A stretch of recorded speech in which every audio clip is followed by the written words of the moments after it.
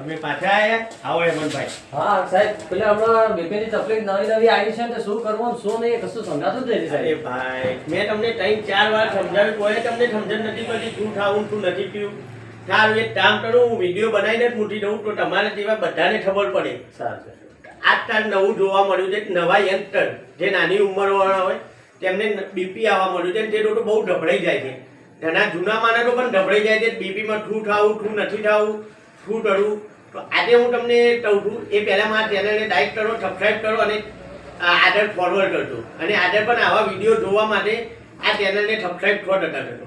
તો હેમંતભાઈની જેમ જેમને પણ બીપી આવ્યું છે નવું હોય કે જૂનું હોય તો તેમને પહેલાં તો શું કરવાનું છે તો રોજની કસરત ચાલુ કરી દો, થોડું થોડું ચાલવાનું ચાલુ કરી દો, હલકી હલકી કસરત ચાલુ કરો, સારું સારું જમવાનું જેમ કે લીલા શાકભાજી જમો, પછી બહારના ફળ ફ્રૂટ ખાઓ, બહારના વસ્તુ બહારના નાસ્તા નહીં ખાવાના.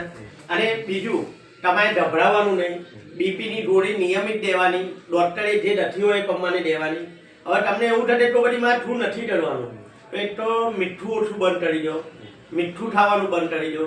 તમે પછી બહુ વધારે ગભરાઈ ના જાઓ, વધારે પડતું ટેન્શન ના લો. અને તમારે બીપીની ગોળી બંધ નથી કરવાની, બહારના નાસ્તા તેલવાળા તળેલા એ બધું ખાવાનું બંધ કરી દો તો બીપી તમારું કંટ્રોલમાં રહે. એમાં ગભરાવાની કોઈ જરૂર નથી. અત્યારે આ બીમારી સૌથી નોર્મલ છે. હવે જો તમારે ડાયાબિટીસ વિશે જાણવું હોય તો મારી ચેનલને સબસ્ક્રાઈબ કરી નેટ વિડીયોનું બટન દબાવજો તો તમને ડાયાબિટીસ વિશે પણ જાણવા મળશે.